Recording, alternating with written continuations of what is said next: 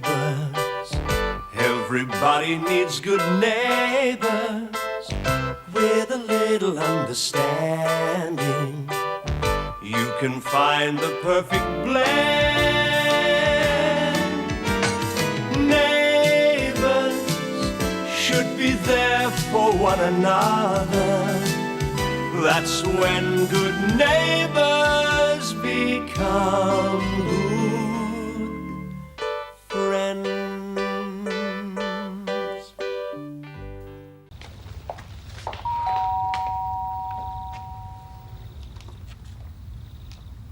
You invited him. You answer it.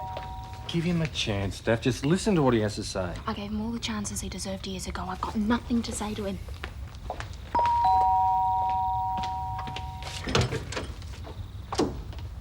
Huh? Oh, Mr. Lawrence not here yet? Eileen, what are you doing here? I've come to welcome your father to Ramsay Street. As a member of the family, he at least deserves a little courtesy. Des, will you please tell your mother to mind her own business for once? Mum, You should at the very least talk to him, show him the respect he deserves. You and Des show him all the respect you like. I'm going. Steph, where are you Out! Oh, let her go. One day she'll realize how wrong she was to judge her father that way. We parents are only human, you know. Hello. Hi, Daphne. Oh, I'm sorry. I didn't realise you'd still be having dinner. That's all right. Everything all right? Yeah, fine. I was hoping you wouldn't mind some company for a few hours. I'm at a bit of a loose end. Well, of course, you're welcome to stay as long as you like, but I should warn you. Nell Mandell's coming over later to sit for a portrait. Oh, that's okay. Okay. Things must be bad. You sure you and Des haven't had an argument or something? No, nothing like that, really. I just needed to get out for a while. Well, you can stay as long as you like, whatever the problem. I think it's dreadful of Daphne to treat her father that way. Parents are important. You'd never dream of escaping from me like that. Daff might have a good reason, Mum. There is no excuse for bad behavior. Oh, that'll be him. How do we explain? Tell the truth. Daphne didn't want to see him. Oh, we can't do that. I'm a parent. I know it'll break the poor man's heart. It's not going to come as any great surprise to him, Mum. He knows how Daphne feels. I know. Trust me. G'day, Mr. Allen. Do come in. Well, thank you. Yes? I hope I'm not too early. Oh, of course not. Thank you very much. Well, lovely home. Thanks. Daphne keeps it really nice. I am so pleased to meet you. I am Eileen Clark, Desmond's mother. Oh, how do you do? Unfortunately, Daphne has been called out on an emergency, something to do with the coffee shop, I believe. Mum, I think it'd be best if we But I explain don't think she'll be too long. So, would you like to sit down and I'll fix us some nibbles? All right. That'd be splendid. Dad was away so often that we never had much of a chance to develop a normal relationship. And then with what happened to Matt, I gave up completely. Well, perhaps after what you've told us, that's perfectly understandable. Well, then again, maybe you're doing more harm than good in refusing to see him. And you're not 15 anymore, you know. She's well aware of that, Jim. I realize how badly you were hurt by what your father did, but you can't run away forever. And he's determined to see you. I guess I am being a bit of an ostrich sticking my head in the sand. I can't even bear the idea of being in the same room as him. I always thought you were made of sterner stuff than that, Daphne. You're not the type to run away from anyone. It's exactly what I'm doing, isn't it? Everything I've always told other people not to do. Well, he hasn't got the better of me yet. If it's a confrontation he wants, and that's what he's going to get. Are you sure you wouldn't like another piece of sponge cake? I made it myself. No, thank you, Mrs. Clark. What you could do, of course, is tell me exactly when you expect Daphne to be home. I thought so. Look, all you had to do was to tell me my daughter did not want to see me, and that would have been the end of it. As it is, we simply wasted time. Yours and mine. I'm sorry. I did try and talk it out with her, but she wouldn't listen. Yes, Mr. Lawrence, and you of all people should know how determined Daphne can be. Yes, I do. Thank you both, anyway. Good night.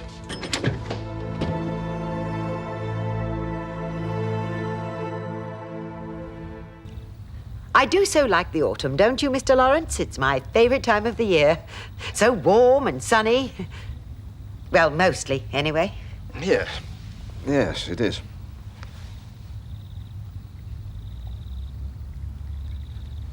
Yeah, well, there's a few dishes left to do. We may as well get them finished, eh, Mum? All right, you start on the dishes. I'll clear the coffee table. On second thoughts, why don't we take the coffee out the back? I mean, we've hardly used that outdoor furniture you gave us. Nonsense, Desmond. It's freezing out there. You were just saying how much you like this time of... Why don't we leave Daphne to talk to her father? There's no need for that, Des. Anything I have to say to him, I can say in front of you and Eileen.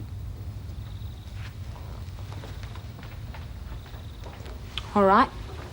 I'm here now. What do you want? Look, Daphne, I know it must be something of a shock, my turning up like this, but I'd hope we could settle our differences. After all this time. There's no need for that. It's too late. I realize that business commitments being what they are, I haven't always been the father that you wanted me to be. Oh, yes. We mustn't let the business down, must we? Look, just to give up. This is impossible. We don't even like each other as people. That could change if we tried. No, it couldn't. Why not? Because after all that's happened, I'm incapable of liking you.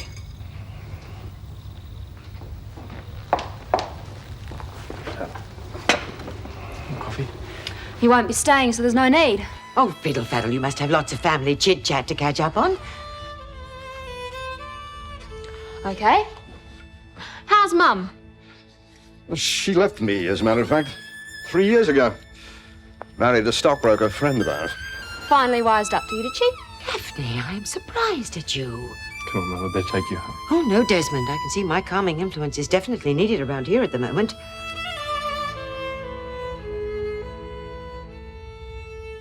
I do wish you'd let me see my portrait. It's very frustrating not knowing what's going on behind there. Curiosity must be driving him there. What was that? Scott was just saying that he misses Lucy badly. Frankly, I don't know how you can sleep at night, knowing that Lucy's staying with that little monster Bradley. And his mother, hardly the best influence for a young girl. I'm sure she's in good hands, Mrs. Bangle. But it's not only the Lassiters, Mr. Robinson. It's that whole decadent French lifestyle. Wine, women, and song. Sounds pretty good to me. I'm sure we have nothing to worry about, Mrs. Bangle. Well, I have. Now, this is nearly finished. Could you please turn back this way, please? Well, it's not my fault. They were distracting me. I know, and I'm sure they'll promise not to do it anymore, won't they? Yep, well, I've got to get to Charlene's anyway. Oh, I thought you were supposed to be coming here. Oh, we don't need to make too much noise, Dad. Don't want to interrupt Gran's painting of Mrs. Mangle, do I? Oh, Father, don't be back too late. Rightio. Catch you later. No. See ya. Are you sure that's wise, letting Scott go over to the Ramses? Mrs. Mitchell and Mr. Bishop aren't home after all. You're putting temptation in his way. Not that it's my place to say anything, of course. Of course. It'll be all right, Nell. We trust them. I don't think Madge will worry. Well, one could hardly expect her to. Her mind's on other things at present. Like marrying Mr. Bishop. Yes, I suppose it is. I think they'll be very happy together. Well, one certainly hopes so. Judging by the size of the engagement ring, Mr. Bishop's decided that it's safer to be frugal. And very wisely, too. I mean, there's no telling what the future might bring, is there?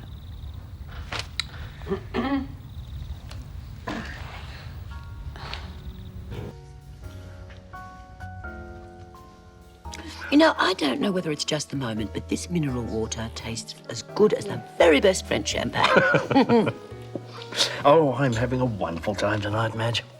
It's a pity Charlene and Henry weren't here to share it with us. Oh, well, I'm sure they're having fun anyway. Henry's gone off to visit a friend, and Charlene's gone over to the Robinsons. You don't mind us seeing Scott? Oh, Charlene knows the rules. If she hasn't got a job within 2 weeks, she's back on that bus and on her way to Brisbane. You know, Madge, considering the struggle you've had, you've done a wonderful job with that girl. I mean, she is so strong-willed. I hope you'll let me help now that we're engaged. With Charlene? Well, it seems to me that she needs a good, strong hand to steer her in the right direction. Oh, yes, I suppose you're right, Harold. I think Charlene's been listening to my voice for so long she's become immune to it. Yeah, well, I'll soon sort her out. There'll be no more fooling around now that I'm here. Oh, jeez. You know I shouldn't have eaten that garlic bread for dinner. It's not funny. What is it? If I don't get a job in 2 weeks, I'll be back on that bus before Uncle Max has got time to send the luggage back. I don't know why you agreed to that time limit anyway. It's crazy. I mean, it's hard enough to find a job at all, let alone in 2 weeks. Yeah, I know. I couldn't help it. Mum made me feel really guilty after all the trouble she went to get the job. I felt like an ungrateful brat. I had to do something. Yeah, well, I just wish you could have found some other way to cure your guilty conscience. You got Buckley's, I reckon. In less than a fortnight, Charlene, it is going to be bye. I hope not. Starting to look that way, though. Unless there is some sudden miracle, you and I are cactus. Maybe Mum will forget about it now she's so wrapped up in Harold. Yeah, sure, and pigs might fly too. Well, at least she might lay off a bit. Give me a bit more time. It's a possibility, I suppose. Not much of one, though. Well, if that doesn't work, maybe I can sweet talk Harold. He's a bit of an old softy, I reckon. It's worth a try, I guess. Anything is if it means that you and I can stay together. We'll sort it out, don't worry. You know what? I kind of fancy the idea of living in Brisbane. What, you mean you'd come with me? I knew there was some reason I liked you. And despite everything for the past 10 years, the sales have skyrocketed. So, the business has made me quite a wealthy man, but I sometimes wonder what it's all been for. For you? Who else? Daphne, that is not true. I did it for all of us. I wanted my daughter, my little girl, to have the best of everything. I suppose I was too busy to give her what she really needed. Love, attention. I intend to make up for it. Of course you do. You understand that now, don't you, Daphne? I'll never understand and I'll never forgive him. Daphne, we parents are only human too. Now, whatever you imagine your father did to you, I didn't imagine anything. If I was the only one who'd suffered, maybe I could forgive and forget. But there was someone else, someone I loved very much. You wanted the best of everything for me, all right, but Matt just didn't fit into your high expectations, did he? All this was a long time ago. I'm sure Des doesn't want to hear about old boyfriends. Then maybe it's about time he did. You too, Eileen. What happened to the boy was an accident. Yes, an accident you caused. Matt Foster, my first real boyfriend. I was only 15, but I loved him. Really loved him. Apart from the housekeeper, he was the only person who'd ever show me any affection. I'm sure there is But no he point in wasn't going from the into right any of this. area. And his parents were dirt as far as my family were concerned. But I didn't give a damn. Mum and Dad tried everything they could to stop me seeing him, but I wasn't letting go, not for anything. So they hatched a little plot. They managed to get me out of the way long enough to tell Matt that I'd made a mistake. That I really didn't love him. Poor Matt. He cared as much about me as I cared about him. He went out and got drunk, and on the way home he crashed his car. He was hurt very badly and he kept calling for me. His mother phoned to try and get me to go to the hospital. Dad took the message, and the next day I read about his death in the newspaper. Now maybe some people can forgive their parents for that. I can't.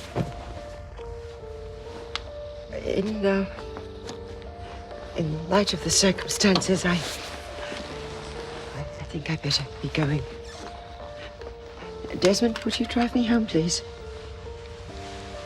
Go. I'll be all right. I hope you can reach in. Good night. Good night, this is Clark. Webilo.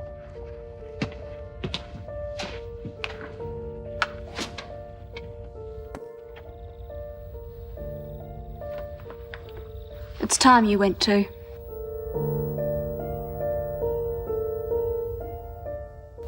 You rather enjoyed your little scene, didn't you?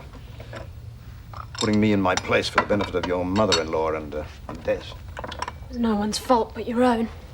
Playing the helpless, neglected father. What did you expect? I expect to try and repair the damage. I do care, you know. You're my daughter, my only child. So? What has that ever meant to you? You may think you spoiled me as a child, but you never gave me any of the things I really needed.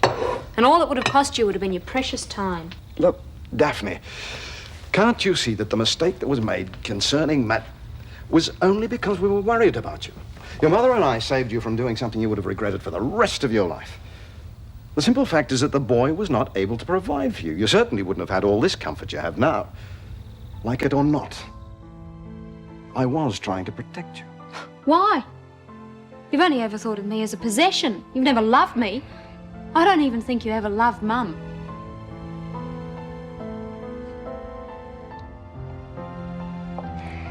You and I have a very different idea of what that word means. Now, would you please leave? I want to be left alone. You can see yourself out. Fair enough.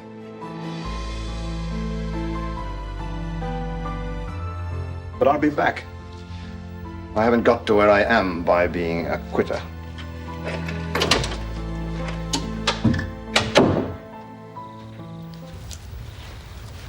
I think that should just about do it. I am happy to say that your portrait is virtually finished. Oh. Oh, but surely you can't stop me seeing it now. When it's framed. She doesn't like anyone peeking until it's absolutely perfect. In her eyes, anyway. As soon as it's ready, I'll make sure you're the first to see it, Nell. Oh, Madge. Oh, hello, Helen. Jim. Mrs. Mangle. Oh, there you are, Mrs. Mangle. How are you, Jim? Fine, thanks. I'll be much better once this plaster comes off, though. I thought you two would still be at dinner. Well, we did hurry things on a little bit. I couldn't wait to show you my engagement ring.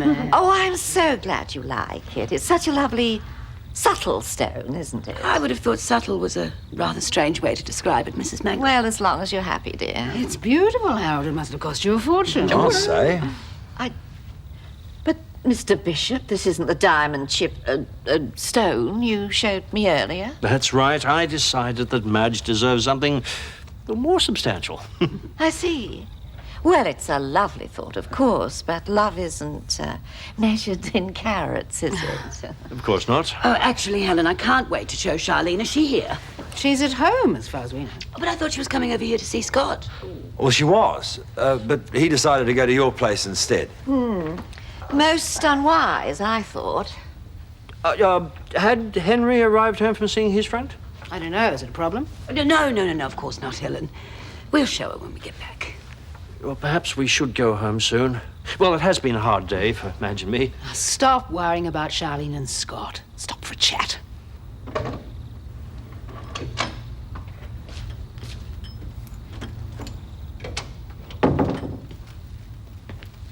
Is he gone? Yeah. Thank goodness.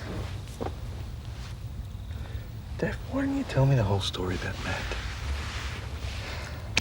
I was trying to forget it. I'm sorry. You really hate your father, don't you? I never wanted to. I knew I was a big disappointment to him. He wanted a son. And when I was born instead, he just lost interest. I tried to make it up to him. I guess that's why everyone called me a tomboy. But I knew he'd never love me the way he would if I was a boy. And then when Matt died... It's okay, Daph, I understand. There's, I wish I knew what he was up to. You can bet there's a reason behind all this sudden urge to make amends, and I just wish I knew what it was. Mum! Let's see the ring Howard got you. Oh, that's fabulous. Yes, it is. Charlene, what do you think you're doing? I'm just relaxing, taking it easy. I can imagine.